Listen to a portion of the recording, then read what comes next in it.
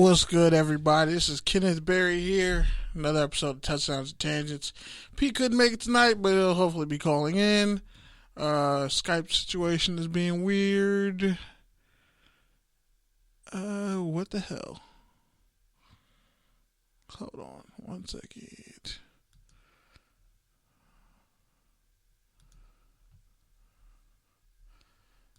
That's weird. Huh.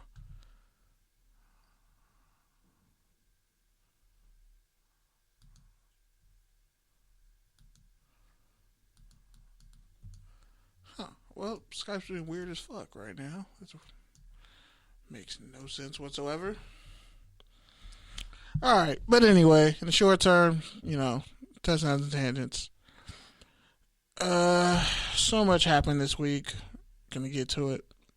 But I just want to say shout out to Good News Radio, Good News Sports, X Squad affiliates, everybody out there who follows the pod, likes our IG stuff, engages with us on Twitter. We're going to be covering the NFL PA Bowl and the Senior Bowl, and the Shrine Game. These next upcoming weeks, we'll see how that goes. Most importantly, though, it's an interesting week with football. Like, I don't know, it was either the story was the refs just being utter trash. It's a combination of the refs being trash and teams just playing really dumb.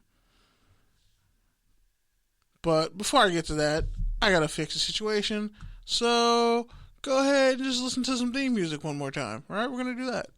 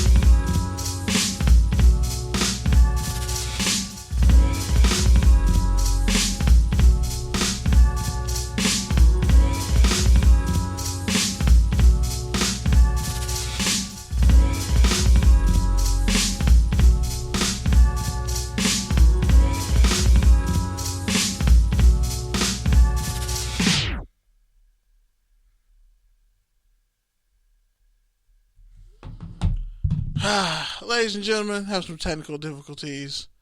It's weird because this never usually happens, but hey, this is the first time for everything.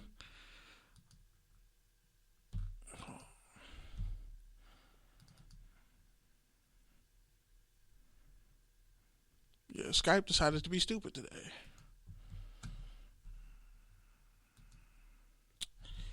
Anyway, well, I'll just get to the long and the short of it.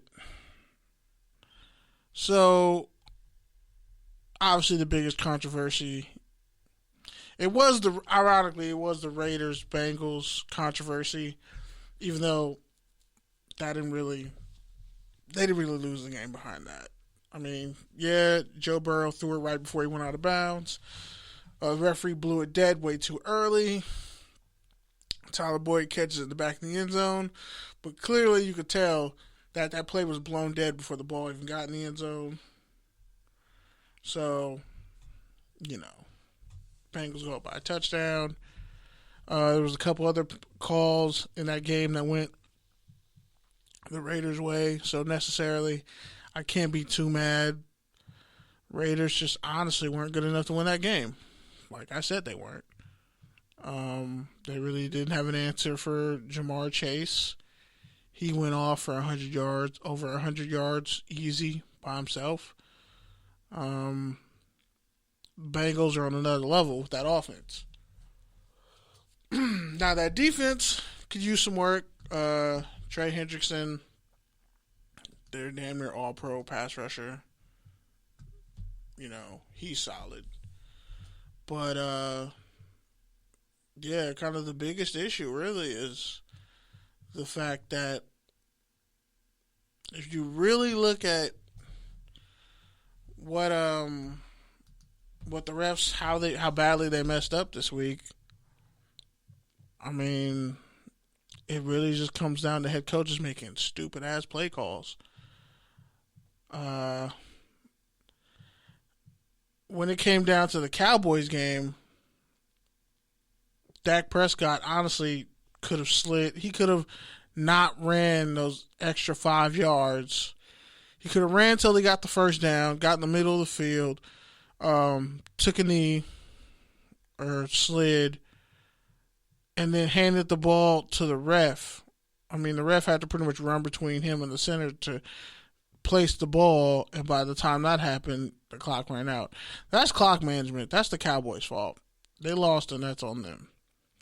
Now, the Niners almost choked that game away because Jimmy Garoppolo didn't wait till all-pro left tackle Trent Williams got set, and that's why they lost yardage, even though they got the first down. Now, just when it comes down to the Chiefs, Steelers, the Patriots, Bills, that was just a good old-fashioned curb stomping. So, I mean, there's really not much you can do.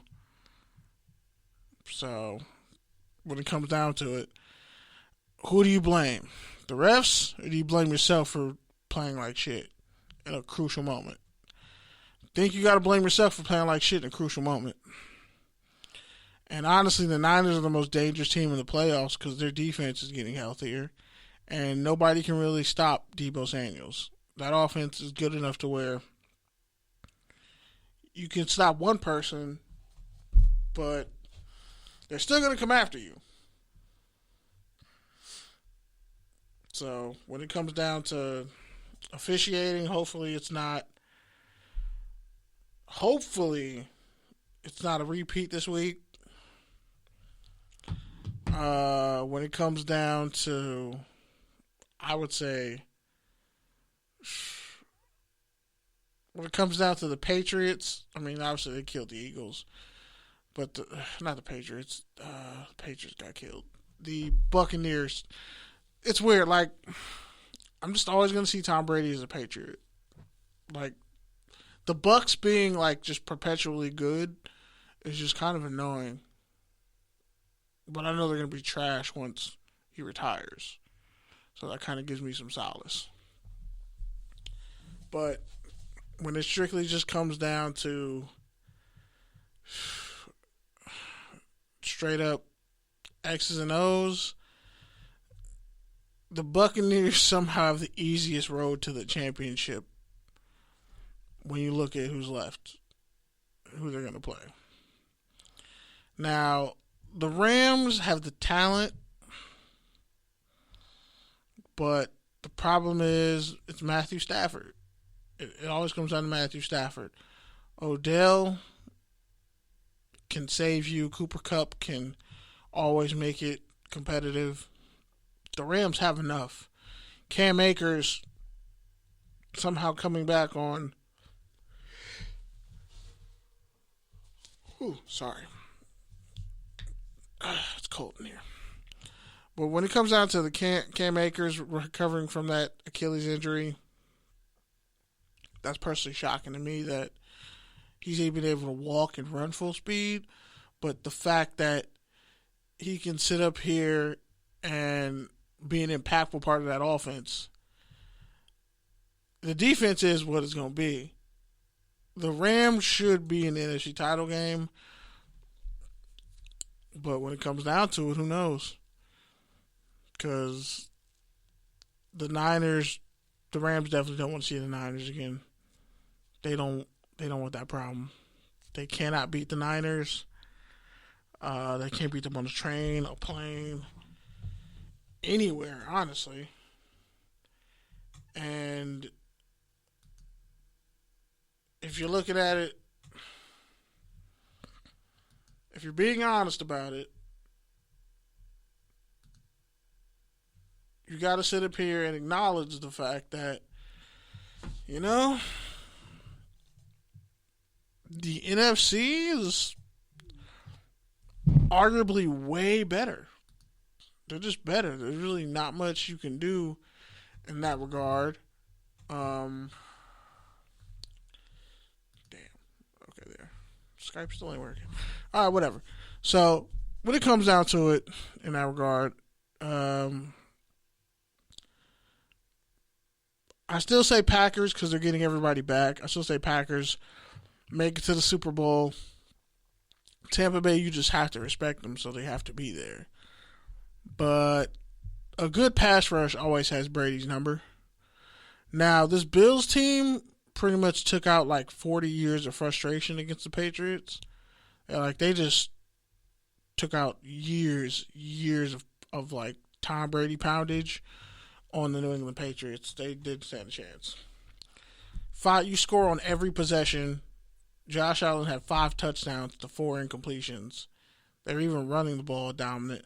Like, what are you going to do? It's just not your night. And the Patriots, I think, still have a pretty decent first-round pick after all that. So, you factor in, you know, pretty much what's going to happen with the Chiefs. I mean, the Steelers weren't really a match at all. It's really down to the same 4 teams. I think Tennessee is a wild card with Derrick Henry, but ultimately, if Derrick Henry can, I mean, he has a steel plate in his foot. Foot injuries suck to come back from. So you got to ask yourself, do you honestly believe they're going to come back? I personally, I don't know how. I really don't know how they're going to do it. Because from my viewpoint,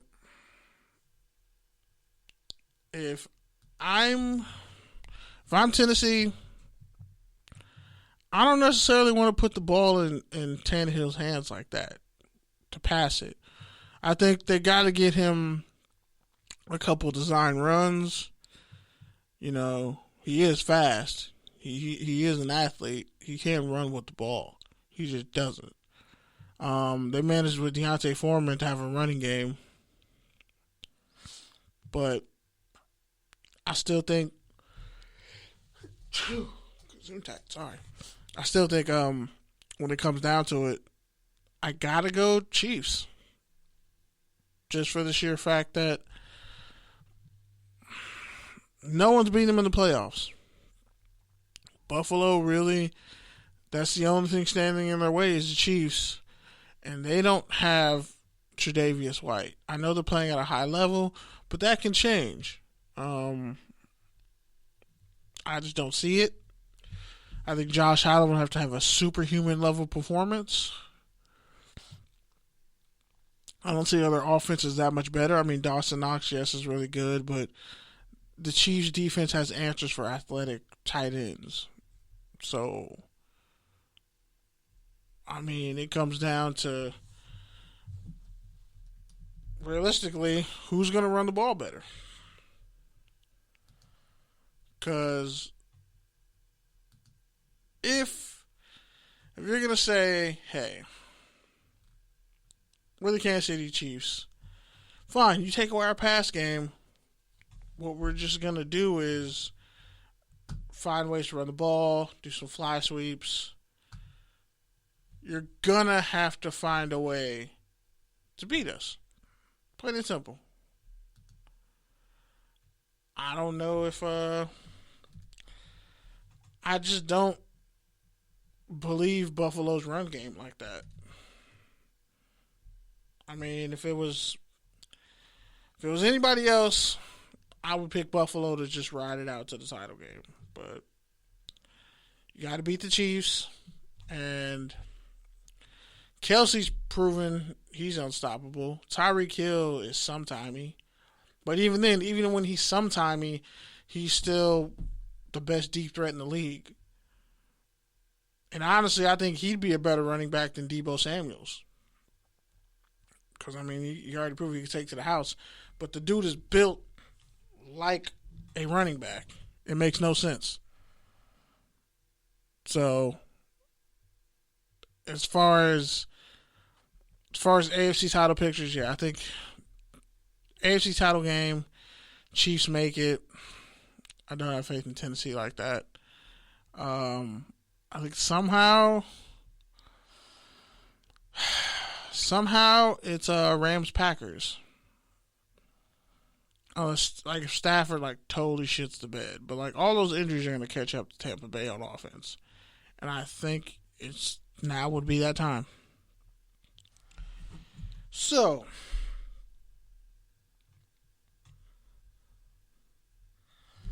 with all that standing, I just think it's really funny when you talk about, you sit up here and you talk about, okay, for what all these teams need to do to win, you know, you go, okay. You have the Chiefs who you can't really out-game plan them. It really comes down to who has a better franchise QB. And I gotta be honest, even though I just said all that shit about the Chiefs being unstoppable, the Bengals are the one team that has seen through the Chiefs, and they've beaten them. So if I had to go against the grain and pick one team that would somehow make it to the Super Bowl out of the AFC, out of the car crash that is this playoffs, I would pick the Bengals. Me personally. But just from what I see and what's out there, I can't sit up here and say with all good faith and conscience that I really think that they're going to pull it out, because that's a lot to ask from one team. That's a lot to ask of the Bengals. Their first year in the playoffs, their first playoff win in 31 years. I mean, but it would be very interesting to see if they could pull it off. I'll say that. It would be very interesting to see if they could find a way to, hold that down. But all right. On to the next thing, because, yeah. I'm kind of off the... Like, the Raiders losing kind of just sucked all the joy out the playoffs for me. I mean, I knew it was going to happen, unfortunately. But, something that, like, kind of just really annoys me and pisses me off. So, the Texans interviewed Josh Mccown. Now, ironically enough, he's been coaching his son's high school team. The dude got a head coaching interview before they hired David Culley last year. He gets interviewed again.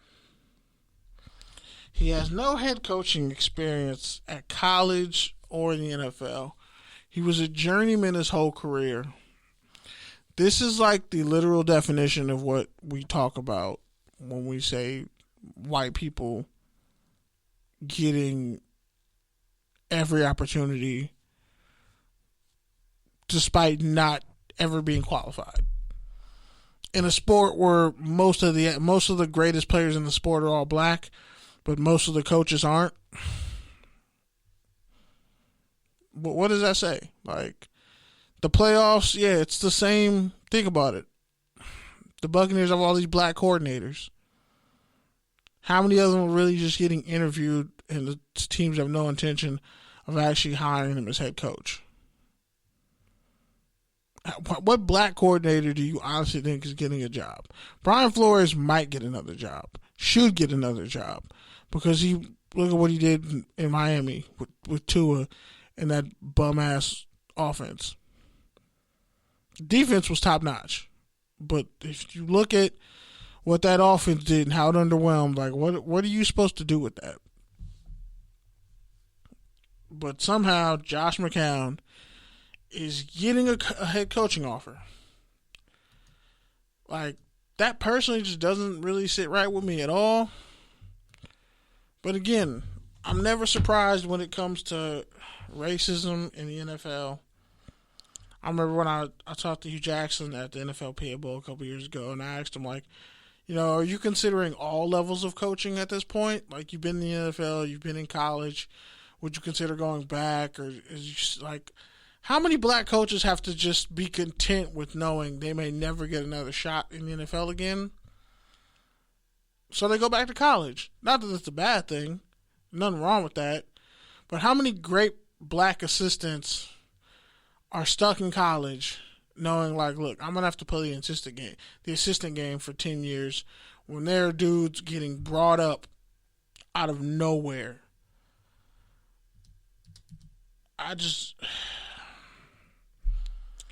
It's really shitty, man. Like, it's like the fact that this dude is even getting offers is disrespectful to me personally. Like, I don't see how you can sit up here and think for 1 second, hey, this dude is so qualified, we're going to give him a shot. We like his passion. But then you turn around and say, oh, well, he was too brash, like, Flores. He was too brash, I talk to people. He was a little bit maybe too passionate. Like, that passion gets turned against you somehow. And I think that's gross. It really is. Like, it makes no sense that you could sit up here and do that to somebody. To sit up here and say, you know what? Let me sit up here and say, you know what? I think even though this black coach has all this experience and the right thing to do would be to give him the job, you know what I'm not going to do? I'm going to interview him as a gag, but I'm never going to consider him, and I might hire him as a coordinator. At a certain point, you're just spitting in the face. Like the Rooney Rule, the only people who actually do it right are the Steelers. That's the one franchise you can't put your finger and say, you guys are kind of racist. The Raiders are looking kind of funny in the limelight with how they hired Gruden, knowing they didn't really bother with the whole Rooney Rule. They bypassed that. There's no way you can justify that, in my opinion. So, we'll see what happens. But I can just tell you straight up, like, NFL players should come out and speak out against this situation. Like, how can you sit up here and even consider hiring Josh McCown as an NFL head coach, let alone giving him a shot as an NFL, like, it's one thing if he gets like, oh, you can be like a player's assistant. You could be a positional assistant. You can be an assistant to the position coach. No, he gets a head coaching gig. It's personally trash to me. And this shit is just whack to me.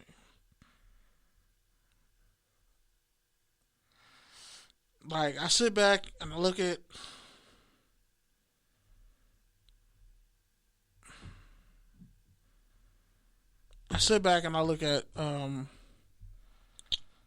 all these jobs, all these coaches, all these position groups, and we're going to be in the same place a year from now. Hey, it would be a great candidate? This defensive coordinator who's like D'Amico Ryans was a Pro Bowler in the NFL. I wonder if he'll get the Ray Horton treatment. I wonder if he'll get the Steve Wilkes treatment. That was a joke, too. Cliff Kingsbury clearly, like, if anything, I would fire Cliff Kingsbury and hire Brian Flores immediately if I'm the Cardinals. He'll take that defense to where it needs to go. And that offense will get cleaned up real quick. He'll cut down on the mistakes. Okay, you have something in place. You can bring Pep Hamilton. I think if you brought Brian Flores and Pep Hamilton to the Arizona Cardinals, that would be perfect. I just don't see, though, how you can really... Man, it's just nastiness. Like, to me, it's just... It's nasty how you can sit up here and even entertaining an interview to a guy, and with all due respect,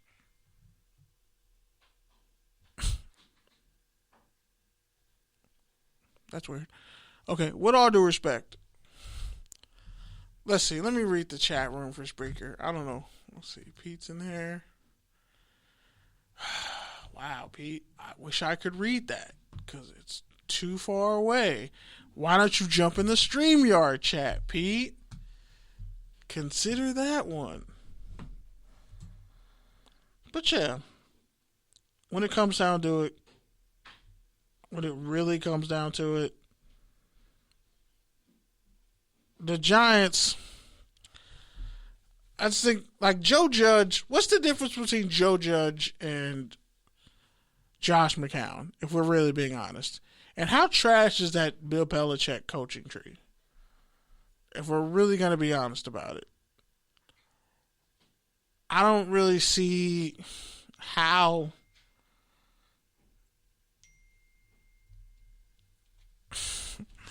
touche, Pete. You're an asshole. But yeah, when it comes down to it, I don't really see how you can justify even giving these, like, anybody. I mean, literally. Okay. All right. Raiders are gonna sign. Pete, stupid. Raiders going to sign John Grudino. Okay. Or no, Juan Grudino. Dumbass. The Steelers only have 4 coaches. They've only had 4 coaches in their history, and one of them's black. And I think they've all won Super Bowls, if I'm not mistaken, or at least 3. And honestly, yeah, at least Mike McCarthy has coached the team to like successful records. Yeah, he had Hall of Fame QBs, but Josh McCown hasn't been a Hall of Fame QB. I don't think he was a Hall of Famer at Sam Houston State. So I'm not going to call him a Hall of like he hasn't shown to be an elite coach at all. He's a white boy who other white boys like, so he gets the nod. You can't justify him even getting a coordinator position. If that's the case, like when you're a black coach, you got to be a Hall of Fame player. You got to have all this expertise and connections. You got to be the most stand-up. If you sneeze wrong, you're a bad candidate. You just got to be Josh McCown, who was a bum-ass losing QB in his career. He was not a successful starting quarterback. He was a journeyman for a reason because he wasn't good enough to be a starter.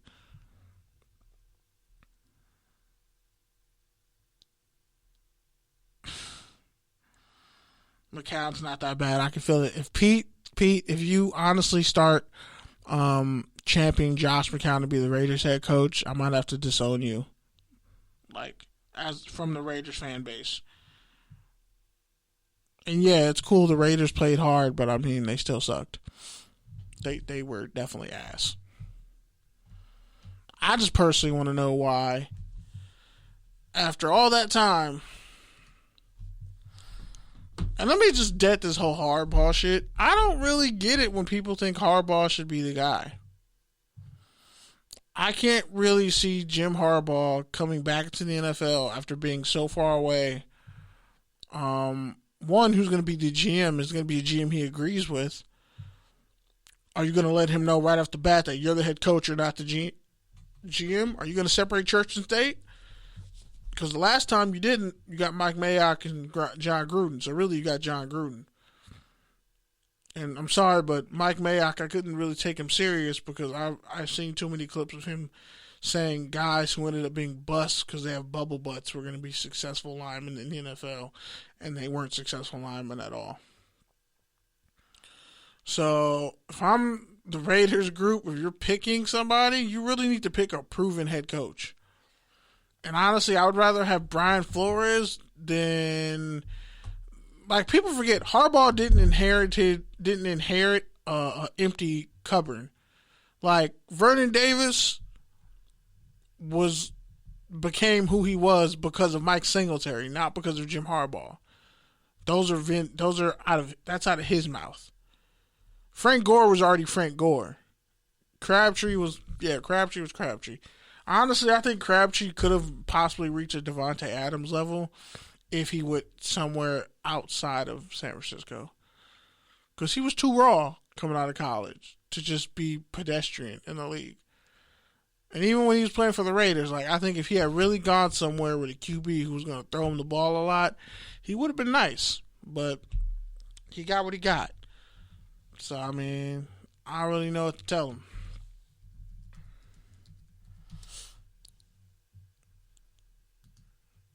Because I know when it comes down to it for me,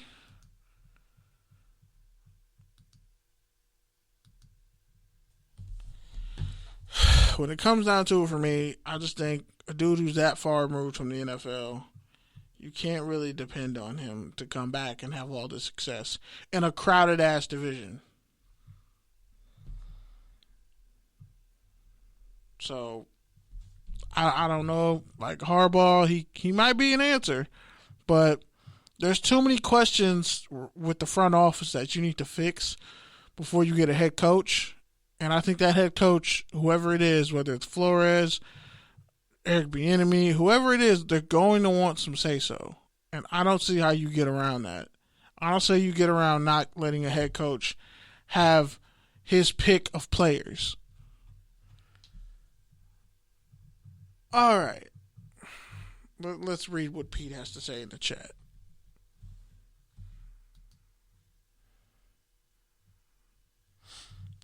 Okay. Let Louis Riddick or Charles Davis hire their coach. Carr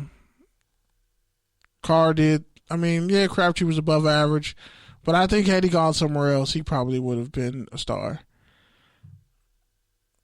Why did Seth Roberts only make every third clutch catch?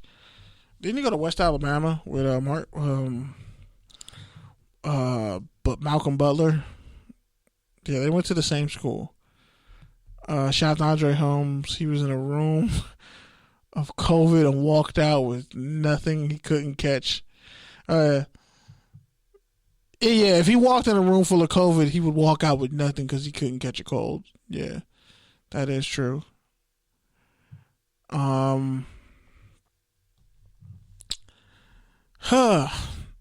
Hey, Pete, I'm gonna just put this link in the chat. If you feel free, you wanna call in.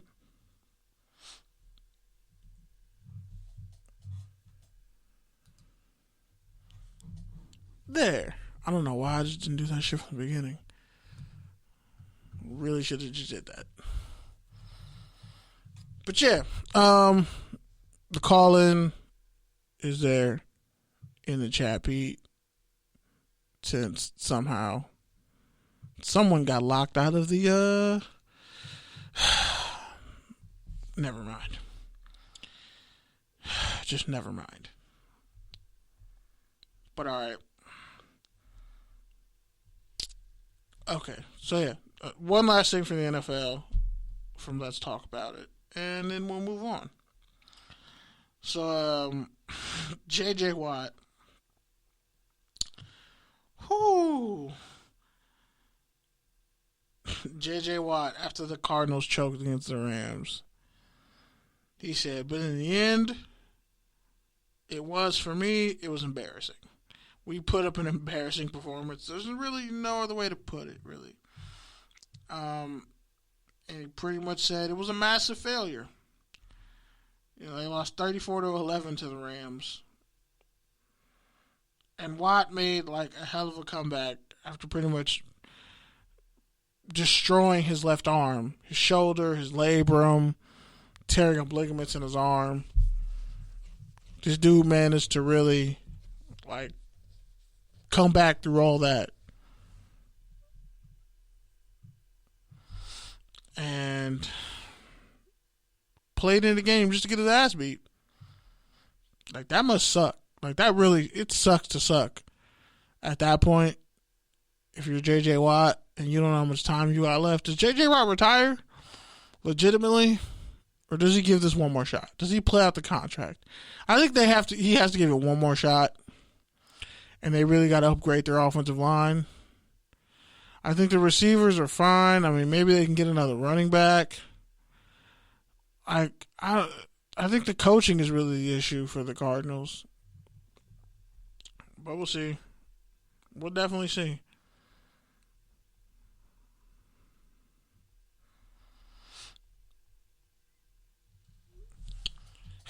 But anyway, on to other things. Let me find that effect.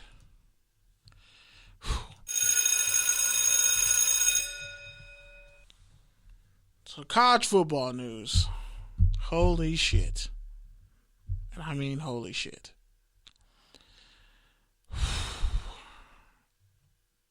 You know what? I'm not even going to start with the biggest news. I'm going to end with that.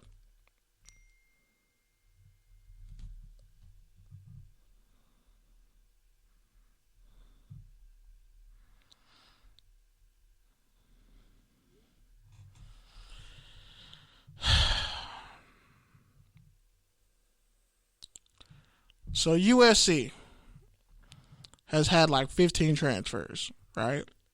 College football news. USC has had like 15 transfers. They got 2 transfers from Colorado, a corner, I think Mekhi Blackman, and Brendan Rice, the son of Jerry Rice. Yes, Hall of Famer Jerry Rice. Brendan Rice is actually nice and can definitely make it to the NFL. But he transferred from Colorado to USC, where he's definitely going to get used way more in that offense under Lincoln Riley, because they pretty much only have Kyle Ford, who was the number 1 receiver when he came out of high school, but he's been injured pretty much ever since. So this is really his first year where he could possibly be fully healthy if he can stay that way. But I mean, all these light-skinned receivers in California who end up being 5-star recruits end up busting out. That's just a fact. They all end up busting out. They all end up not being who they were supposed to be. Like, oh, he has NFL potential. Maybe because you went to a rich school and put up stupid numbers. But this goes to my point. There's far more busts in these affluent areas than there are in the inner city. Most of these inner city kids, they go somewhere and they actually show and prove. A lot of these kids who come from rich-ass places, rich-ass high schools, a lot of these Orange County kids bust out. But that's just my little thing. Like, I don't know. And then also USC has I think damn near almost 8 transfers from Oklahoma. Caleb Williams, I think, is he's deciding between LSU and USC, which is very interesting. That's very interesting. Played for Brian Kelly, that LSU offense that definitely has more NFL-ready linemen. Or go to USC and become a star. You're going to make way more money in USC than you will Louisiana. I think Caleb Williams has to follow Lincoln Riley.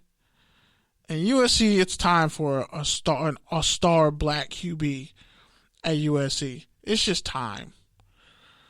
All these black kids out here going to the NFL, putting up stupid numbers, ridiculous numbers, all this athletic ability, all this ability to play at a high level, and none of them are going to USC, and a lot of them are coming out of California. CJ Stroud came out of California, and he's at Ohio State.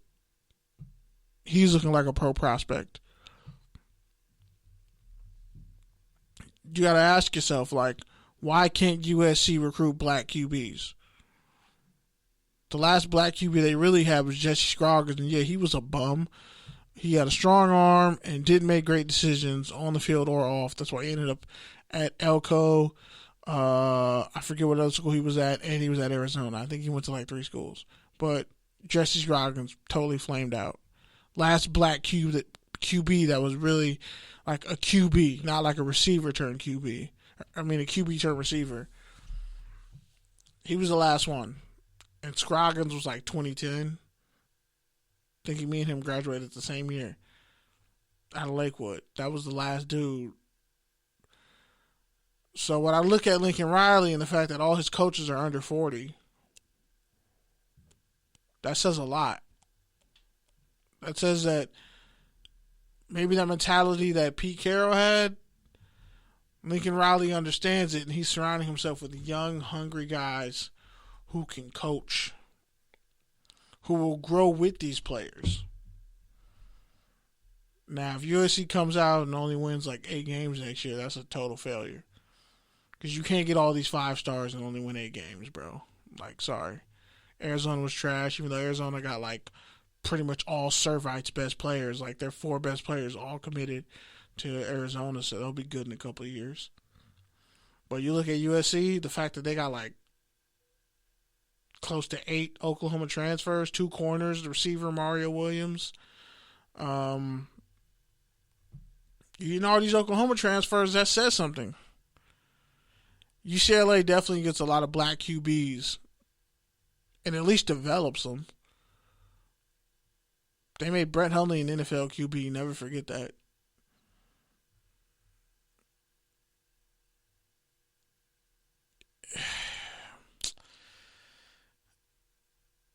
I mean, as far as the OSU lineage, UCLA's lineage is definitely not better than Ohio State's lineage when it comes to QBs. Because Braxton Miller was so nice at QB, he had to move to receiver. So, JT, it's a black dude, not JT Daniels. JT Barrett. He got to the Saints training camp. JT Barrett, who's like the all-time touchdown leader in Ohio State football history. Like, Ohio State in the modern era is showing how to develop black quarterbacks. And that's by actually giving them a chance to throw the fucking ball and use their athleticism. Oh, who knew? Who knew if you wanted to show that a black QB could play, you just treat him like everybody else, like you would treat a white QB. And a lot of these white QBs end up busting out, play QB their whole life, can throw a ball 85 yards, but then as soon as some pressure comes, what happens? They hit the transfer portal or they flop out. Remember Gunnar Kiel? I want y'all to go back and Google Gunnar Kiel. Honestly, there wasn't really much NFL news this week. I couldn't wait to talk about college football because a lot of shit's happening. And if Pete ever decides to call in from, I don't know, a payphone or whatever, you can bleep your face out. Like, there's very few Mexican QBs. That's the weird thing. And there's Mexican dudes who play QB, but there's very few Mexican QBs that actually end up making it at a high level. I don't know who Moses Moreno is, but I can't think of like any like top tier. I mean, people can say Mark Sanchez, but nobody even wants to really claim Mark Sanchez. That's just the sad fact of it. He's like the only one. But I think more so than ever, like, you're seeing an uptick in Hawaiian QBs. Stroud is definitely better than all the Ohio State QBs combined. He's the next iteration. And then you had Ohio State had so many QBs. Jack Miller transferred to Florida, which I think is perfect for him because, yeah, I mean, wait, did I say Romo? Oh, yeah. Wait, shit, was the dude no, I don't think the dude at Colorado was Mexican. Shit. No, he wasn't. No, it was mostly Polynesian. Yeah. Damn. There really haven't been, other than Tom Flores, there's really not a lot of Mexicans who play QB. They play every other position. They just don't play QB. I don't understand why, because there's Mexican QBs at the high school and JUCO levels. like, it sounds fucked up, but a lot of them end up playing soccer. A lot of them end up being kickers. Kickers, linebackers, D linemen, a couple tight ends, some receivers, definitely some receivers, but it's usually on the line. It's usually on the line or at kicker. Michael Davis for the Chargers is a corner who's Mexican and black. But like, yeah, I think it's a lot. It's really like nowadays it's black QBs, Polynesian QBs, Hawaiian, Tongan, Samoan. Like the Polynesian QBs are having somewhat of a renaissance right now. But that's because I think if you look at high school football, or not high school football, but college football, it's been the way the systems have been geared to certain players has been incredibly racist for a while. If you look at a lot of black QB, like Terrell Pryor never really was developed as a QB on purpose by Jim Tressel. There's no way he shouldn't have been an NFL QB. He had the arm talent, he had the accuracy at times, but he was not trained. Y'all, P, stupid. We traded Mark Sanchez and Andy Isabella for Cooper Kupp. Is Andy Isabella actually Mexican, or does he just have a Latin last name?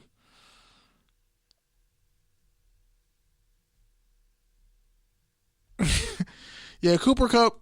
Nah, man, Cooper Kupp got the Jake Paul facials going on. He can't be Mexican. But I also have to understand how he eats his Mexican food. Because he went to Eastern Illinois or Eastern Washington. So I got to know, I got to ask him a couple questions culturally to see where on the Mexican adjacent hierarchy he falls. Because if he thinks Mexican food outside of California is fire, I have some issues. Those are some red flags. Because I had nachos in Boston and they were fucking terrible. I had nachos when I went to Boston for a Red Sox game, and the nachos were so goddamn terrible, I almost went in the kitchen and cooked the shit myself. Said, bro, this is how you fucking do it. Could you put some more lime in this bitch? Are you afraid to use spicy seasonings? I kind of want these nachos to burn my mouth a little bit. I don't want to be safe when I'm eating these nachos. Why are you using pizza cheese for nachos instead of real fucking cheese? Melt this goddamn cheese, and then you pour it over, man. Whatever. But anyway, as far as college football goes, yeah. Let me get back to it.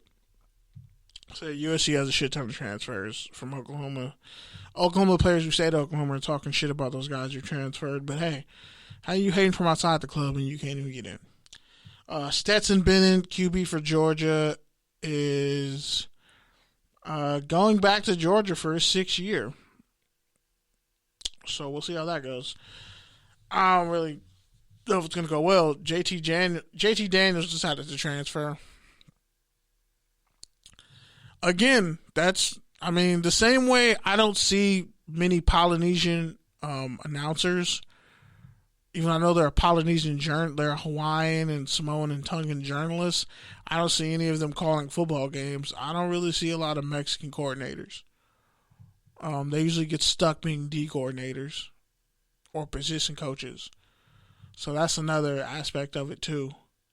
That there's a couple things where you look and see why this position group this position has so many cats who make it to the league, but none of them end up being coaches at a high level.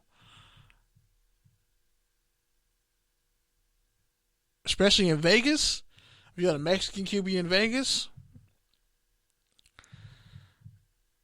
Kyler's part Korean. And he's definitely black. Sorry, he got that athleticism from his dad. And he played baseball. So you can't, yeah, it's weird, man. And these athletes exist. They don't exist. That's the lie that they tell you. These kind of explosive athletes, there's a defensive end right now somewhere running a 4.340.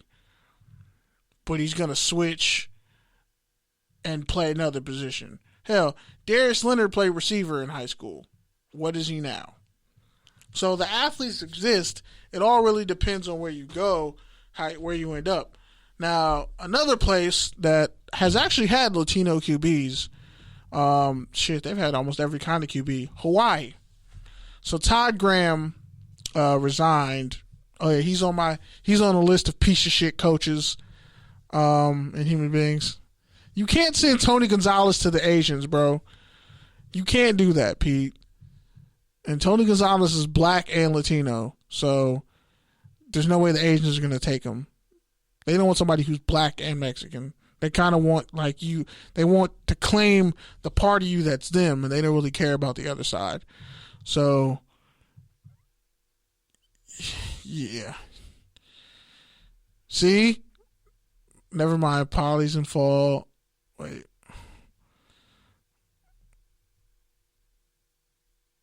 Fam, I don't even know what the hell that is. And I made my picks earlier in the show. But I'll get to them and take a tangent. But, yeah. So, yeah, Hawaii. Pete, I don't understand how you don't know how to type, because that shit makes no sense. I just see Asian football players and polys. I don't know what that sentence says. Oh. Okay, I heard what you said. But I'll get to the picks real quick, and then we'll get back to college. So, I'm taking the Packers and the Rams to be an NFC title game. And the Bengals are my dark horse. And honestly, if not the Bengals, it's probably end up being like Chiefs and Bills again. But the Chiefs are a hard. If the Bengals upset the Chiefs, they could easily make the Super Bowl. I'll just tell you that. But the Bengals are my personal pick to make it to the AFC title game. I don't really give a shit. I don't give a shit about the Bills or the Titans. Jimmy Chang was Asian, but I guess you can count him as he's probably an OC somewhere. But yeah, Niners are the most dangerous teams left in the playoffs. But I think the Packers they're healthier, and I trust Aaron Rodgers over. Yeah, you have Deebo Samuels, but the Packers have enough on defense to stop Deebo Samuels. Eric Stokes is actually not looking like a bust. Whitney Merciless is coming back. Jarius Alexander's coming back. Bengals got Trey Hendrickson. He's enough. They can get pressure. They don't necessarily have to pass rush. They just got to shoot it out. I mean, they beat the Chiefs in the regular season, so that would indicate that they can beat them again in the playoffs.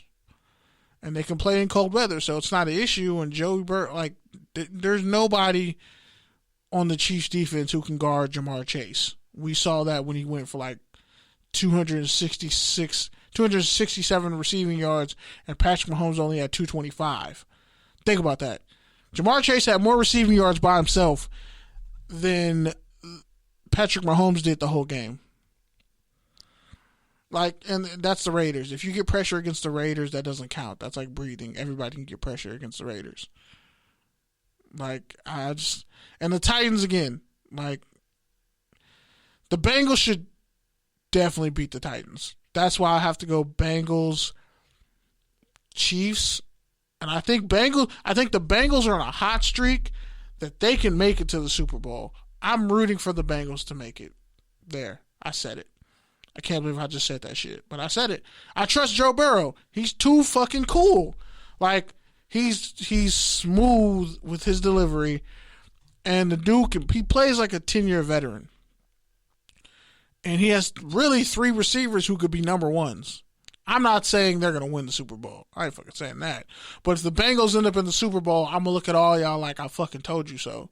I don't think the Titans defense is, I'm sorry, I just don't respect the Titans defense like that. Their run defense, okay. And also, again, yeah, the Cowboys fucked up, but I mean, yeah, it's the Bengals' second playoff game in my lifetime, and I'm only 29. But again, matchup styles make fights.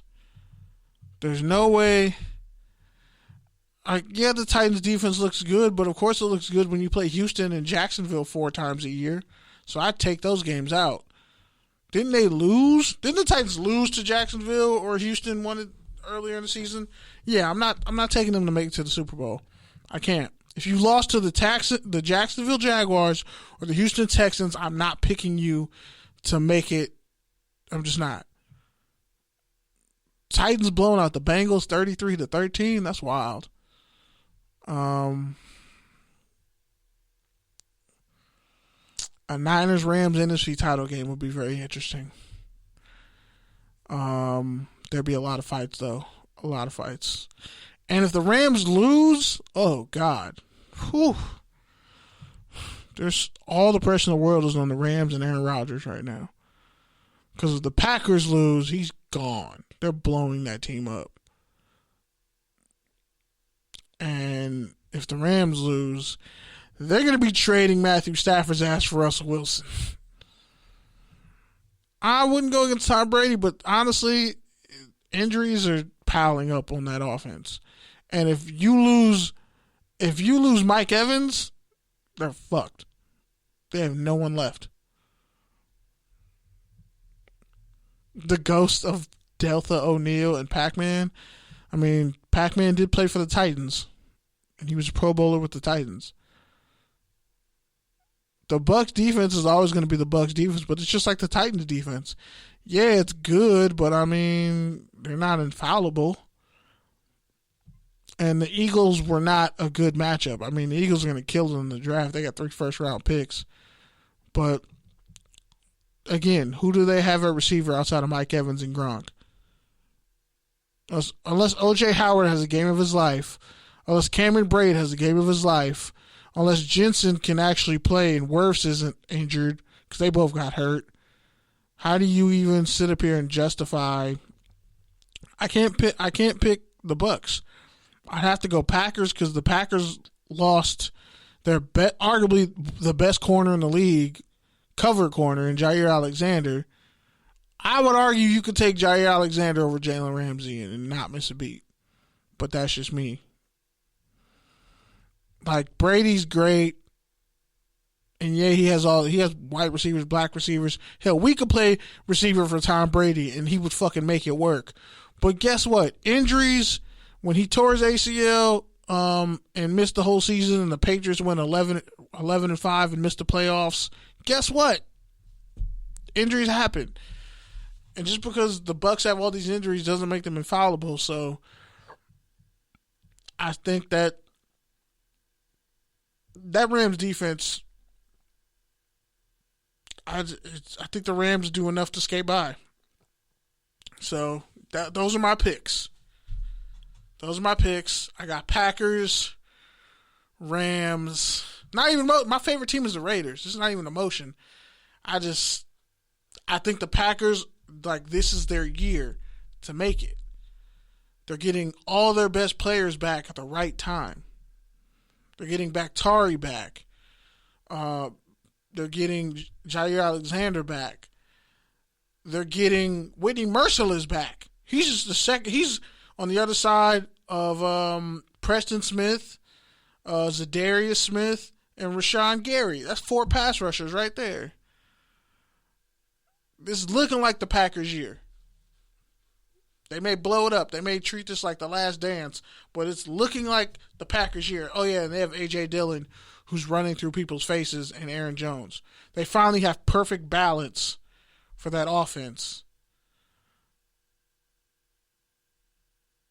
I would say the Cowboys are the most overrated team in NFL history because of their playoff experience. Because they still talk about the triplets as if that shit didn't happen when I was like 1 year old. Hey, man, if the Packers choke this time, I'll give you that. But if they don't choke, then y'all got to be worried. If they make it to the NFC title game, I don't know. But it's.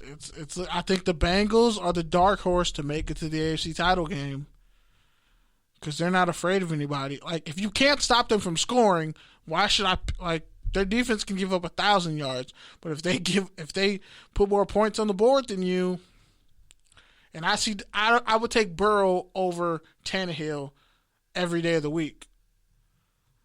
And if you look at the Bengals offense compared to the Bills offense, they can actually run the ball and not just depend on Josh Allen.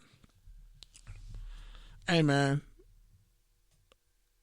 a broken clock is right at least once a day. So hypothetically speaking, the Bengals could make a run. Because why not them? They don't know any better. You can't say they choked. They don't know any better yet. They're just out here just playing and winning, and nobody has been able to shut down Jamar Chase all year. Tyler Boyd could go for 1,000 yards. He almost did. They almost had 3 1,000-yard receivers. But, I mean, shit, I got to have a pick that you don't see coming. I can't just be basic and just pick the same 4 teams. Nah, I think either the Bills or the Titans is going to choke. Either the Bills or the Titans are going to choke. And then I think the Bengals find a way to do it.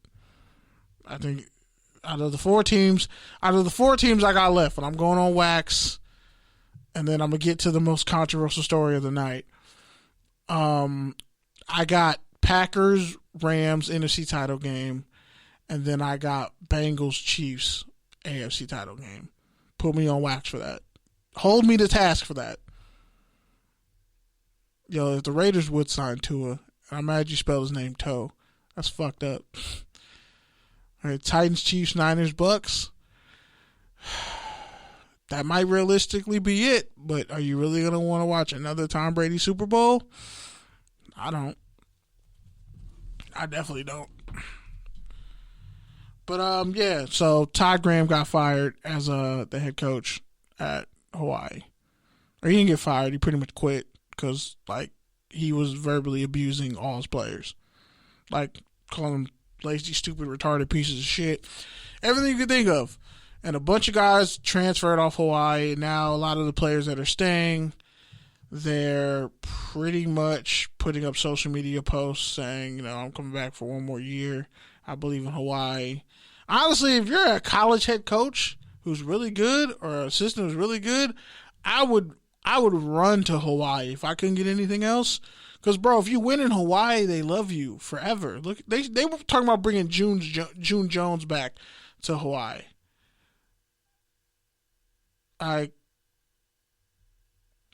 Holy shit, man. But yeah. Lastly, the NCAA is, you know what? I'm gonna save this one. I'm gonna just.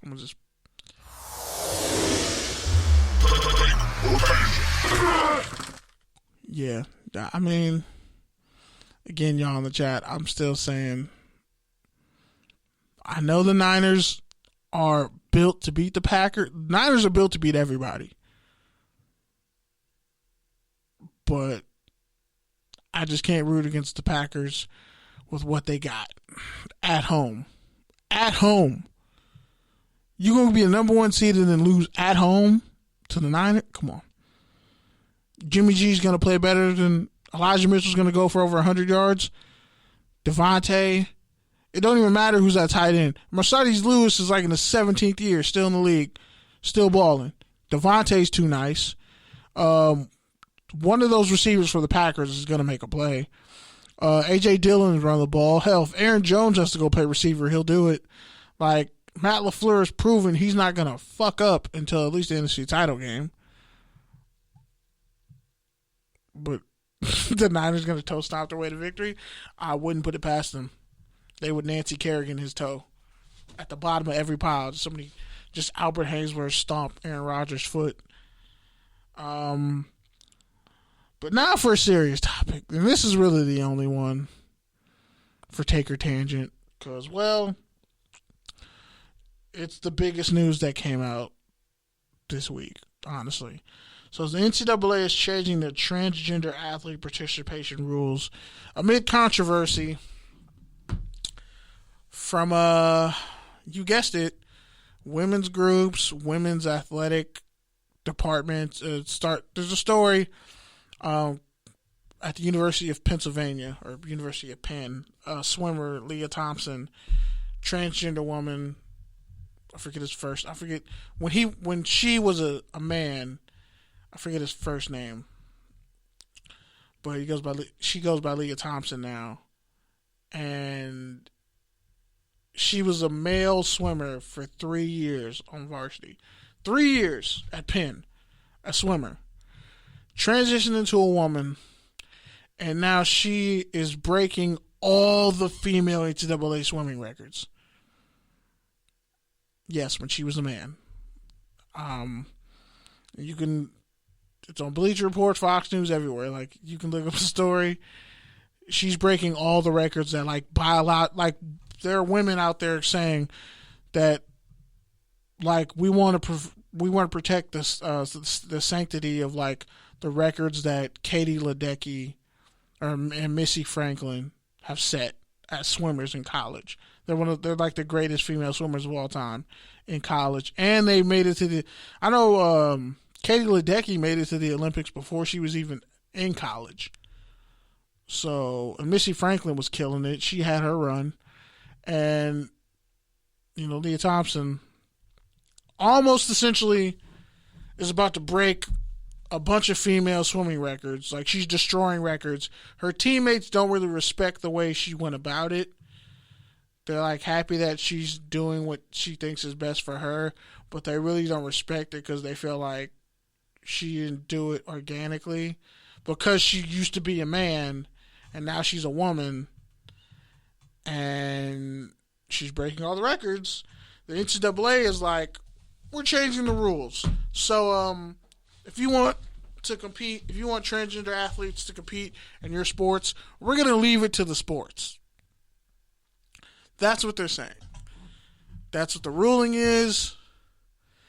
You ain't got to get legal on the phone. I'm just reporting what the story says and what the talking points have been forever. That scientists have come out and said that men just naturally have more testosterone than women. So even transgender women who take estrogen naturally have they say 300, at least 300 times more testosterone than biologically born women. So pretty much if you have ovaries, biologically you're a woman. Ovaries versus, a prostate. So the problem is, and the debates are, should transgender women, who were men, who were born men, and now identify as women, should they be allowed to compete against women who were biologically born women? A lot of people say, it's wrong. A lot of other people are saying, well, I mean, in some cases, like athletes in particular, pizza, I don't understand why we even have records anymore at this point. I mean, I'm going to just say it. It's not really controversial because I look at it like this. Yeah, it's crazy that it's up for discussion. I mean, there are athletes. There's like case history in Texas. We covered it a couple of years ago. A wrestler who was transgender. Mind you, this was like, I think a 16-year-old. At the time, it was like a young lady who was a boy at as early as 14, transitioned into being a girl and was beating the dog shit out of girls in high school in wrestling. She won 4 straight state titles, just beating the dog shit out of girls who don't have nowhere near the testosterone. And we're seeing a lot of cases where it's young men who transitioned into becoming females who were bottom half athletes against other men. They weren't even the best against men. They were bottom of the rung. No competitive. There's even there's a girl, a young lady in Texas who transitioned into becoming a girl. She couldn't qualify in high school. She couldn't even make it to CIF. Transitioned into a girl and dominated all the state track records. So you got to ask yourself, when it comes to this, women, do you really want equality in this regard of well, if a woman became a man and wanted to compete against dudes, like, men don't have a problem with that, because men are like, you earn what you kill. We're not going to give you any extra contingencies or breaks. You come in and you earn what you kill. But with women, it's different because, I mean, in UFC, you've seen it, where it was a guy who became, I mean, they didn't go back and take Bruce Jenner's medals. Yeah, but Bruce Jenner won all those medals while he was a man. He didn't become a woman, or Caitlyn, until years after he retired. But I don't think he should have won Woman of the Year. That was disrespectful. I mean, he killed a mother of 3, and we just all forget about that. Around the same time, he won Woman of the Year. He was responsible for the death of a mother of 3 because he wanted to play games with TMZ on the freeway. But we forget that. But, you know, I guess when you're linked up with the Kardashians, you can get away with whatever you want. Bruce Jenner got hexed by some witches. I mean, yeah, that's one thing you could say. But when it comes down to it, and honestly, the reason why I chose this topic, honestly, because it could be a turnover or a touchdown. Like, where does it stop? I mean, that's the thing. Like, why can't we just have non-binary athletic games? Because then Title IX comes into play. I don't think women thought that Title IX would be used against them via transgender people now. Because now transgender people can literally use Title IX against women and saying you're being discriminatory, not men. Because men, if you're going to compete against a man, whether you suck or you're good, we don't care. We'll let you compete, but competing against women, that's a different story. Let's say in the future I have a daughter, and my daughter, who was born a girl with ovaries, does not have the testosterone of a man, isn't getting gender reassignment surgery, is out there and wrestling some 6'7" motherfucker, I'm going to go out there and whoop his ass. No. You have spent at least 17 to 18 years of your life gathering male testosterone in your body, and you transition to becoming a woman. Do you think, let's say, the 2 years you took to transition into becoming a woman overrides the 15 to 16 years of you've had of natural testosterone and muscle that's much greater than that any woman can essentially have? I don't know, Pete. I don't know if they are going to revise Title IX, because now you have to, because women are standing up and saying, we don't like this shit. We don't want transgender women in our sports because they're not really women biologically. And if you're going to say that, then that means everything you were saying to pigeonhole women into athletics, it was a bad faith argument. Because if you think women are equal to men, but then men transitioning and becoming women and then dominating women at the same sport, well, which is it? Are we being fair? Or do you just want superiority in a field that works for you? You want an advantage for you, but then we say, okay. I mean, the Paralympic Games even has transgender athletes. Hell, at the Olympics, the Winter Olympics, this white dude who transitioned to becoming a woman, he was using steroids. But again, that's another wrinkle to this, because the IOC, especially with these Olympic sports like swimming, the IOC determines now. They're going to make the rules for these schools. So it's not like the school the school or the league that you're in college makes the rules. No, now you're getting judged by IOC rules, and we know that IOC is full of shit and has a lot of murky area there. So now, let's say you're a transgender athlete in swimming and you're getting judged by the IOC in college, and they pop you for a drug test, and now you can never race again. Because they say, oh, your testosterone, because they said this about 2 actual natural born women, 2 black women during the Olympics, the Summer Olympics. They said, oh, your testosterone levels are too high. But then they let a transgender athlete compete, a weightlifter. He actually was terrible as a man, and then he transitioned to becoming a woman, and I think he got, a gold or a silver in weightlifting. So you got to ask yourself, like, do you just make a transgender league? Do you just give people who are transgender their own leagues and then they can compete against each other? Is that sexist? Like, where's the line now?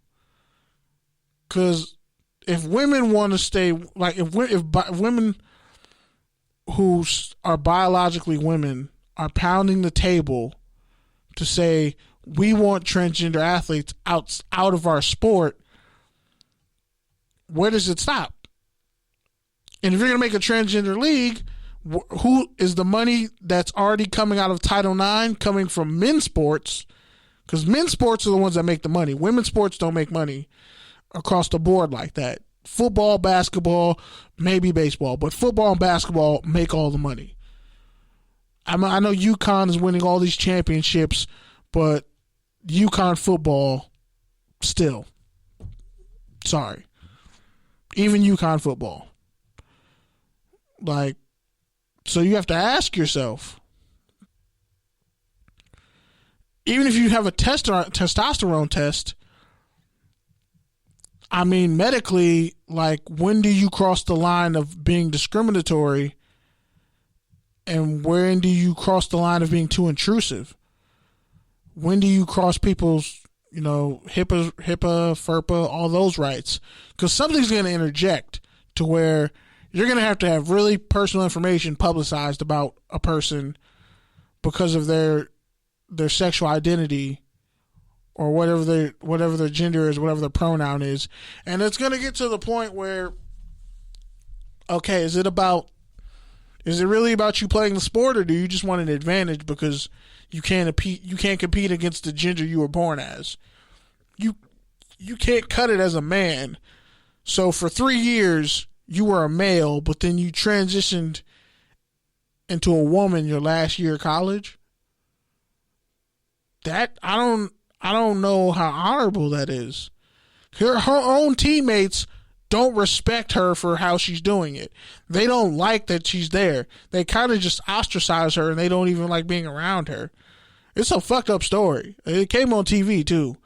Like, you have at what level of testosterone do you cut it off to say, well, again, separate but equal? But again, I almost think it was easier to just separate men's and women's sports and just have it subsidized. But now that when you throw in the fact that people are transitioning, athletes are transitioning, and they were failed athletes as men, and they're transitioning to go up against women, because you don't see any transgender like men out here dominating in sports. Where are they? Women transition to become men and all of a sudden whooping everybody's ass. That's not happening anywhere. That's not happening in UFC, in boxing. But when it's always the other way. It's always a man transitioning to a woman and then beating the shit out of women.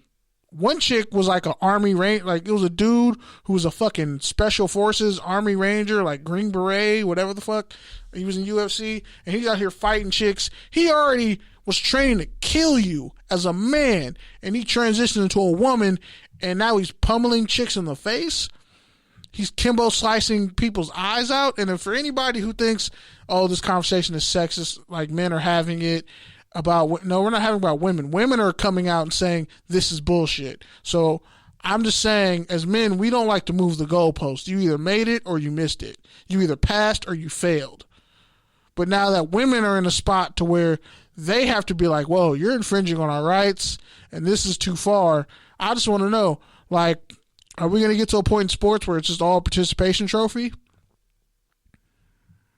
Better yet, does a transgender athlete get NIL money from, let's say, the drug company that they're using to help their transition? Is that a conflict of interest? Like, how deep and dark does this wormhole go? I'm just curious. Hey, man, you can't cancel me. I'm a black man in America. Sorry. You tried that already. I was canceled at my mother's ultrasound. Pete, you're a Mexican male in America. They kind of wanted to cancel you, too. Like,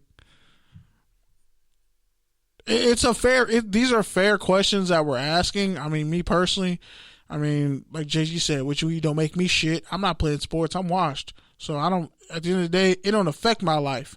But if I have children, and there are people out there who have children watching their kids, their daughters, get the shit pummeled out of them in high school by a 16-year-old transgender girl who was a boy a year ago and can't whoop any boys, but transitioned to become a woman.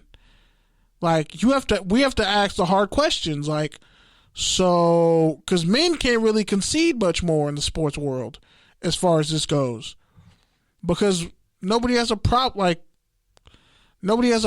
with, realistically, people. It went from like, okay, in certain sports like football, basketball, you can't have gay teammates, when we all know we had gay teammates. It just wasn't acceptable. Now no one cares. Now it's all open. There are multiple D1 athletes who are openly gay. And guess what? Once they came out, it stopped being a fucking story. Nobody cares anymore. They're out living their best life, being, whatever they want to be. But this is different. It's different if you coming out saying, I'm gay, I'm pansexual, whatever. Fine. Do you.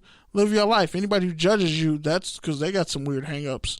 Because whoever you with, that don't fuck with my life and well-being.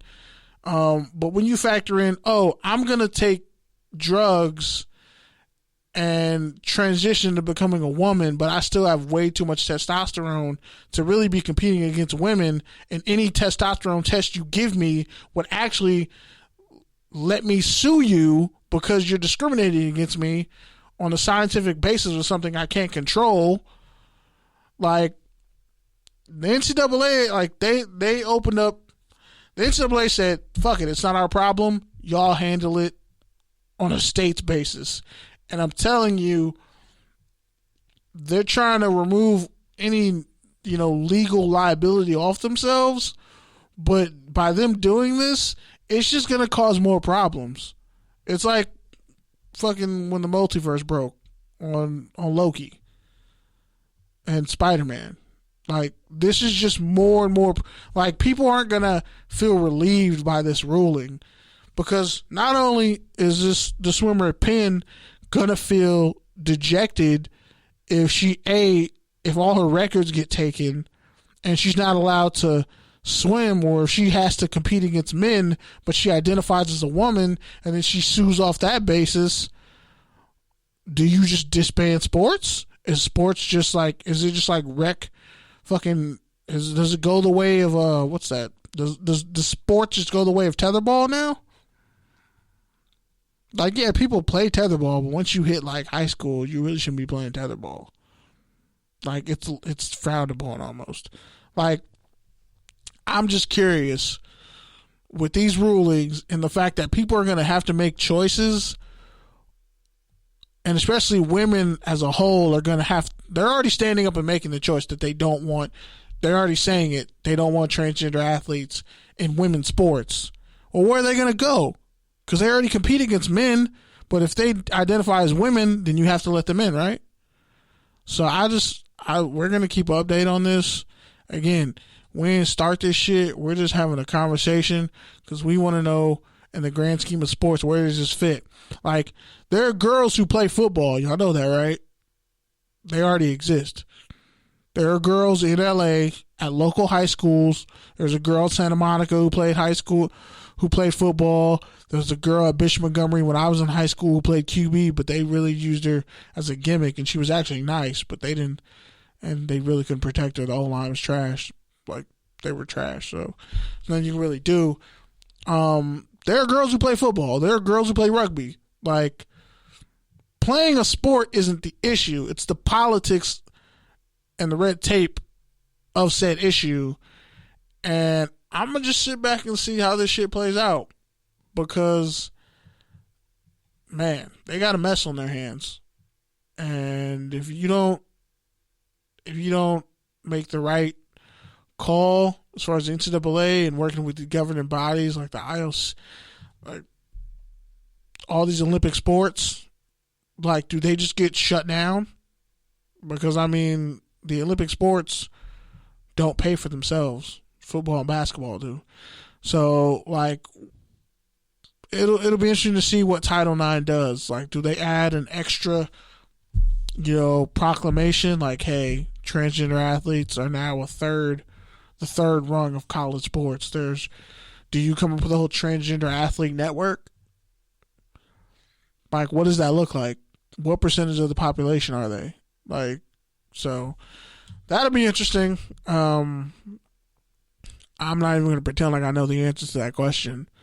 I'm actually more curious as to see who has the answers and how they come up with them. Because, again,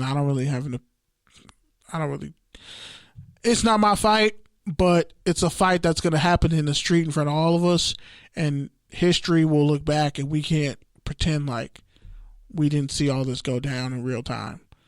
So that's really it. Yeah, it really wasn't shit else to talk about this week. This was actually a really slow week outside of the playoffs, surprisingly. I'm going to just get straight to the rants. I'm excited about the NFLPA Bowl next week. Practices and everything that'll be coming up. It's going to be a fun time. I sat back today and realized that I'll be 30 in exactly a month from today. Actually,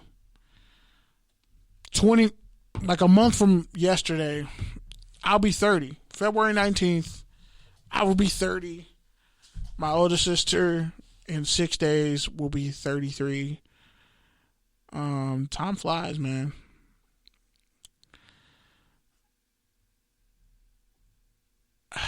It's funny, like, you live your life like, like your childhood. One day you walk outside and your childhood's over, but nobody told you and you didn't realize it until afterwards.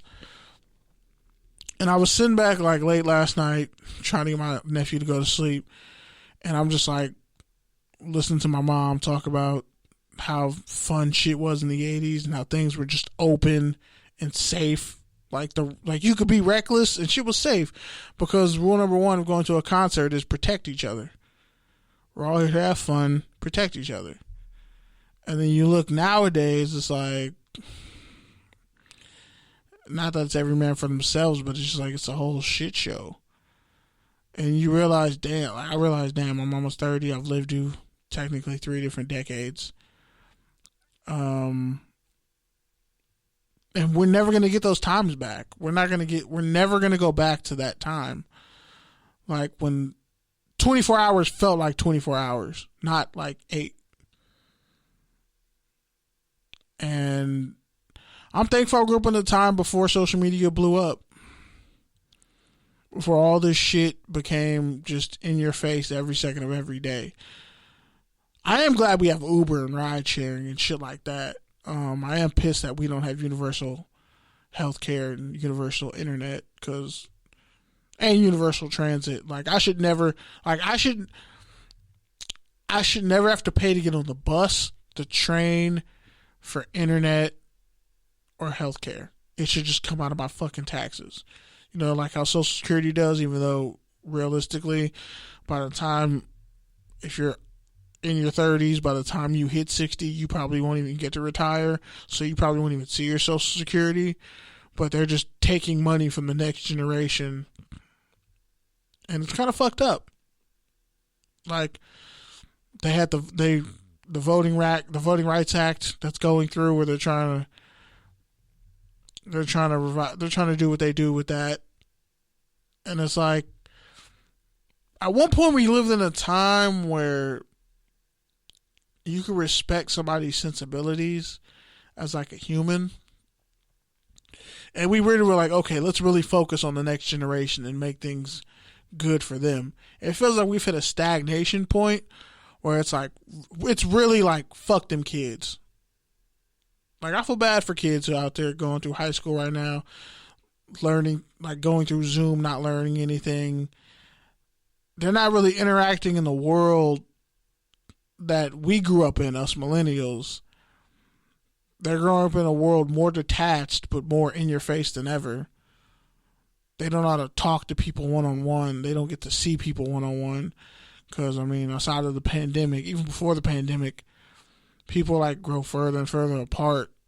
But, like, I can turn on YouTube and look at, like, videos from the 80s and shit and talk to my mom about what life was like back then.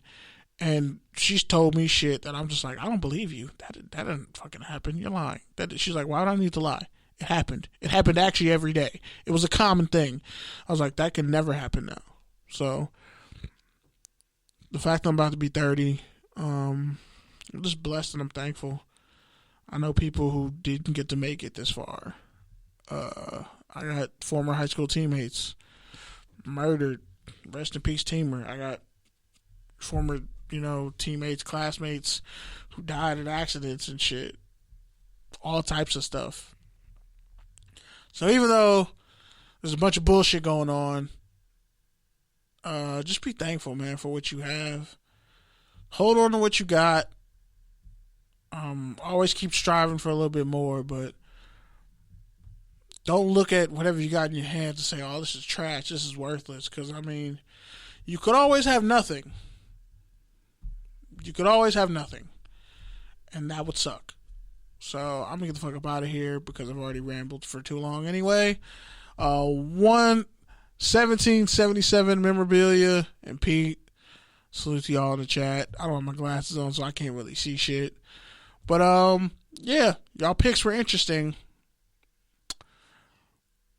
And yeah, I'm actually going to look up the recruiting services to see if I can actually find like a Mexican QB who's been in the Elite Eight. Because that shit really boggles my mind now. But anyway, I'm out. Salute y'all. Take it easy. So, yeah. Let's talk about it. Peace.